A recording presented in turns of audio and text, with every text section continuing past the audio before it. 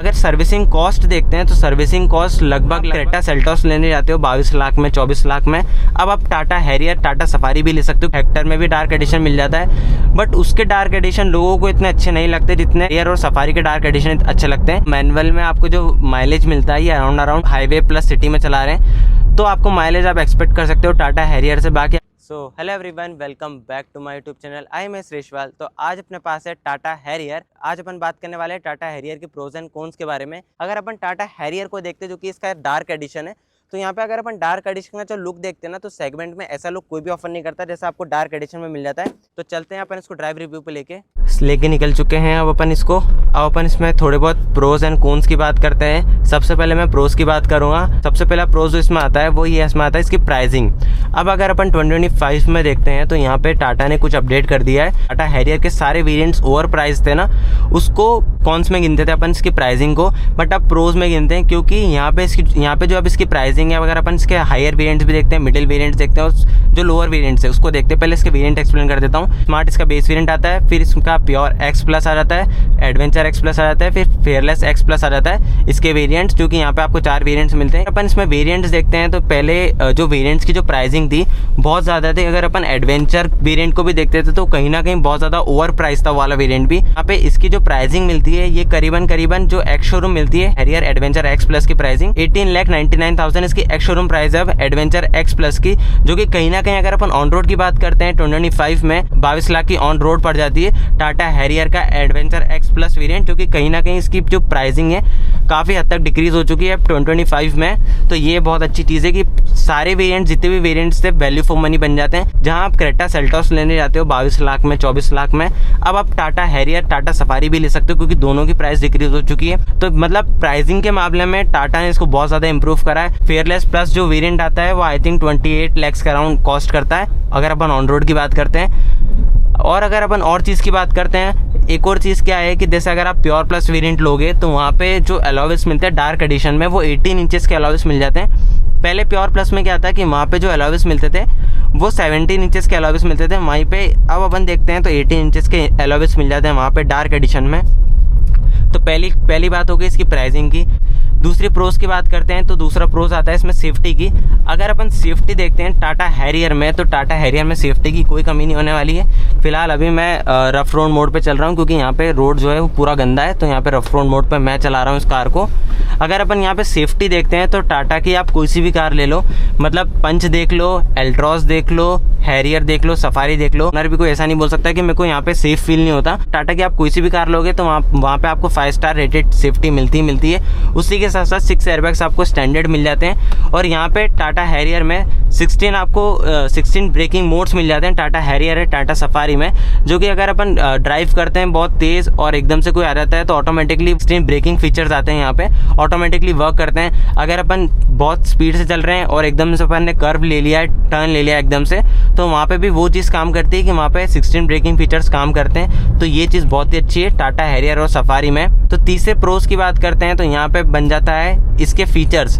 मतलब इस सेगमेंट में जो ऐसे फीचर्स आपको मिलते हैं ना, जैसे अपन इल्यूमिनेटेड टाटा का लोगो भी देख लेते हैं, 12 इंचेस की स्क्रीन देख लेते हैं, 10 इंचेस का इंस्ट्रूमेंट क्लस्टर आ जाता है, 360 कैमरा आ जाता है। फिलहाल मैं ड्राइव कर रहा हूँ तो सिर्फ रियर व्यू ऑन हो रहा है। यहाँ पे एमएन लाइट मिल जाती है, जो कि यहाँ पे मून लाइटिंग मिलती है। मतलब यहाँ पे भर के फीचर्स मिल जाते हैं। एक और चीज़ और है कि यहाँ पे जो एडास मिलता है, एडास लेवल 2 आता है यहाँ पे। अब एडास लेवल 2 में यहाँ पे एक और फंक्शन मिल जाता है, जैसे मान लो कोई गाड़ी आ रही है, अभी जैसे गाड़ी गई है, ब्लाइंड स्पॉट का जो मार्क होता है शाइन होने लग जाता है, जिससे कि अपन को पता लग जाता है कि पीछे की साइड से कोई गाड़ी आ रही है। एक और चीज़ इसमें और क्या क्या फीचर्स हैं, यहाँ पे 9 स्पीकर मिल जाते हैं JBL के। मतलब यहाँ पे अगर अपन फीचर्स की बात करते हैं तो यहाँ पे टाटा ने भर के फीचर्स दे रखे हैं। वॉइस कमांड के जो यहाँ पे फीचर्स आते हैं, यहाँ पे आपको अलग अलग लैंग्वेजेस में मिल जाते हैं वॉइस कमांड के फीचर्स। वहीं अगर अपन और चीज़ों की बात करते हैं कि यहाँ पे ड्राइविंग में और क्या क्या मिल जाता है, टाटा ने क्या क्या ऑफर करा है इसके टॉप एंड वेरिएंट्स में, तो यहाँ पे ड्राइविंग मोड्स भी मिल जाते हैं। अगर अपन यहाँ देखते हैं तो यहाँ पे पैनल दिया गया है, sports mode, hill descent control, economy mode. यहाँ पे अगर पानी आ रहा है तो पानी के लिए अलग मोड दिया गया है, अगर आप कच्ची रोड पर चला रहे हो तो उसके लिए अलग मोड दिया गया है। मतलब wet mode and rough road mode भी मिल जाता है यहाँ पे। तो ये फीचर्स आपको 700 में या हेक्टर में नहीं मिलेंगे, इतने सारे फीचर्स। फोर्थ प्रोज की बात करते हैं तो यहाँ पे आ जाता है इसका स्टीयरिंग। अब यहाँ पे अगर अपन स्टीयरिंग देखते हैं तो यहाँ पे जो स्टीयरिंग मिलता है, अब यहाँ पे जो स्टीयरिंग मिलता है पूरा इलेक्ट्रॉनिक यहाँ पे स्टीयरिंग व्हील मिल जाता है। 700 में स्टीयरिंग देखते हैं तो वहाँ पावर स्टीयरिंग मिलता है। वहाँ पे वो वाला स्टीयरिंग भी बहुत ज़्यादा लाइट है, ये वाला स्टीयरिंग भी बहुत ज़्यादा लाइट है। बट अगर अपन इसको कंपेयर करते हैं, जैसे अगर अपन हाई स्पीड में कंपेयर करते हैं तो अभी फ़िलहाल ये कम स्पीड पे है, तो यहाँ पे जो स्टीयरिंग है ये बहुत ज़्यादा लाइट है। वहीं अगर अपन जैसे जैसे अपन इसको चलाते जाएंगे, अपन 120 140 क्रॉस करते हैं, उसके बाद यहाँ पे जो कॉन्फिडेंस फील होना चालू होता है ना, मतलब जैसे यहाँ पर देखते हैं तो यहाँ पे ये वाला जो स्टीयरिंग है ये पूरा हैवी हो जाता है, जिसकी वजह से ज़्यादा कॉन्फिडेंस फील होता है पूरी कार में अगर अपन चलाते हैं। तो अगर अपन इसके 5th प्रोस की बात करते हैं तो यहाँ पे मिल जाते हैं इसके लुक्स।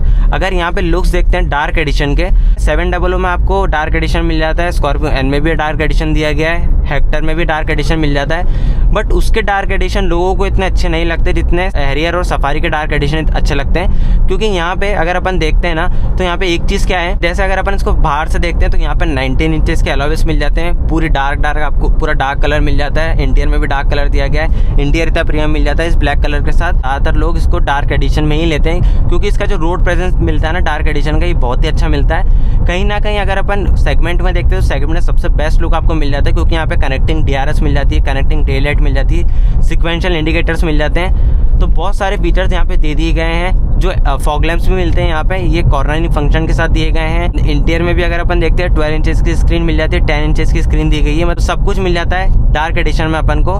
तो ये आपको 5th प्रोस मिल जाते हैं। अगर अपन 6th प्रोस की बात करते हैं यहाँ पे, तो वो मिल जाता है इसके एडास के फंक्शन।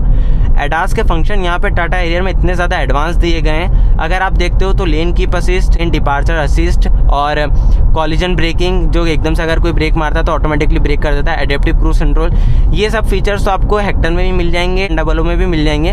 बट वहीं अगर अपन इसके और एडवांस फीचर्स की बात करते हैं एडास में जो मिलते हैं यहाँ पे टाटा हैरियर में, अगर अपन गेट खोल रहे हैं, मान लो अगर पीछे से कोई आ रहा है तो ऑटोमेटिकली जो लाइट्स है वो यहाँ ब्लिंक हो जाएगी। यहाँ पे मिरर्स पे आपको लाइट्स मिल जाती है। मान लो अगर कोई कार्स भी आ रही है, मैं कार चला रहा हूँ, तो अगर कोई कार आ रही पीछे से तो ऑटोमेटिकली दोनों ORVMs पे आपको लाइट मिलती है जो कि ब्लिंक हो जाती है। अगर अपन कहीं रुके हैं और आपको गेट ओपन करना है तो ऑटोमेटिकली ये वाली लाइट ब्लिंक हो जाएगी, जिससे अपन को पता लग जाएगा कि पीछे से कोई गाड़ी आ रही है, तो अपन गेट ना खोलें।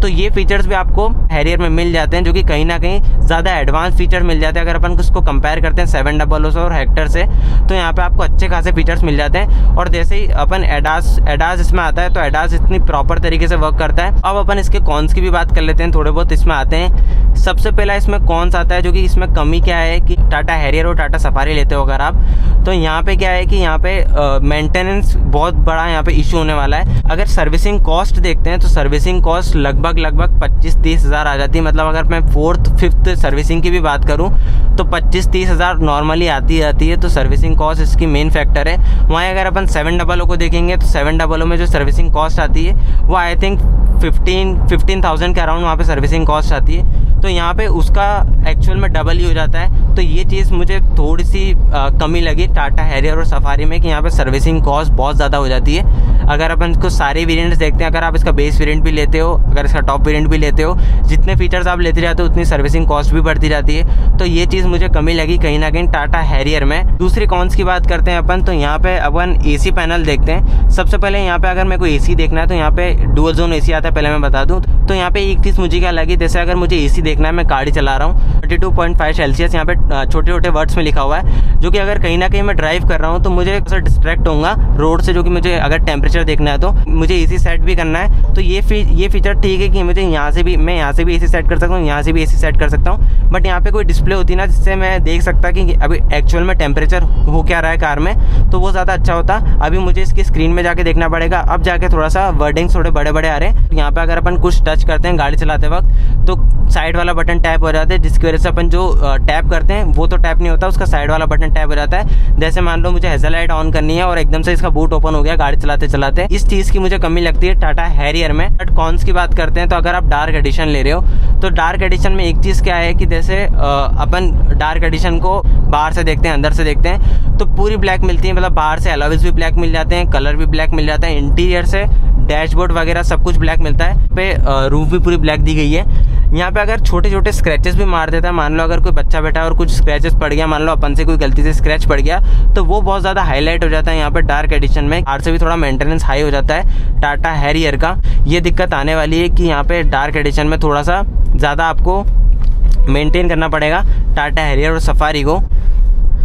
तो अगर फोर्थ कॉन्स की बात करते हैं तो यहाँ पे आ जाता है इसका माइलेज। अगर अपन इसका माइलेज देखते हैं तो सिटी, अगर आप सिटी में चला रहे हो ऑटोमेटिक गियर बॉक्स या मैनुअल गियर बॉक्स, अभी मैं मैनुअल की बात करता हूँ, तो मैनुअल में आपको जो माइलेज मिलता है ये अराउंड 8 या 9 के अराउंड माइलेज मिलता है। मतलब माइलेज आप उतना एक्सपेक्ट नहीं कर सकते हो सिटी में। अगर अपन इसको हाईवे पे चला रहे हैं या थोड़ा सा हाईवे प्लस सिटी में चला रहे हैं तो आपको माइलेज आप एक्सपेक्ट कर सकते हो टाटा हैरियर से। बाकी अगर आप ऑलवेज सिटी में चलाओगे तो माइलेज यहाँ पे दिक्कत देने वाला है, 8 या 9 की यहाँ पे माइलेज मिल जाती है। उससे ज़्यादा अगर अपन देखते हैं, अगर अपन इसको स्मूथली, कितना भी स्मूथली चला लें, 10-11 इसका लास्ट है, 10-11 से ज़्यादा ये माइलेज नहीं देने वाली टाटा हैरियर और सफारी सिटी में अगर अपन बात करते हैं। तो वहीं अगर अपन 700 को देखते हैं तो 700 यहाँ सिटी में ज़्यादा माइलेज दे देती है अगर अपन हैरियर से कंपेयर करते हैं। तो 6th कॉन्स की बात करते हैं तो यहाँ पे आ जाता है इसका इकोनॉमी ड्राइव मोड। यहाँ पे 3 मोड्स मिलते हैं, इकोनॉमी, सिटी और स्पोर्ट्स। तो यहाँ पे एक चीज़ मुझे क्या फील हुई, जैसे अगर अपन इकोनॉमी ड्राइव मोड पे चलाते हैं तो यहाँ पे उतनी पावर नहीं मिलती है। अगर आप सिटी के हिसाब से देखोगे या हाईवे के हिसाब से देखोगे तो इकोनॉमी ड्राइव मोड में आपको माइलेज तो अच्छी निकाल देगा, बाकी पावर उतनी जनरेट नहीं होती इसमें। मतलब अगर अपन पावर देखते हैं तो 130 PS की पावर निकालता है, जो कि कहीं ना कहीं ज़्यादा कम हो जाती है। अगर अपन इसकी बॉडी की बात करते हैं, इसकी हैवीपन की बात करते हैं, ड्राइविंग एक्सपीरियंस की बात करते हैं, तो उतना ड्राइविंग अच्छा एक्सपीरियंस नहीं मिलता अगर आप इकोनॉमी ड्राइव मोड पे चलाओगे तो ये चीज़ मुझे थोड़ी सी कमी लगी इसमें कि यहाँ पे 130 PS की पावर ही मिलती है। तो ये थे सारे pros and cons Tata Harrier के। तो अब इस वीडियो को यहीं एंड करते हैं, तो मिलते हैं नेक्स्ट वीडियो में। Thanks for watching.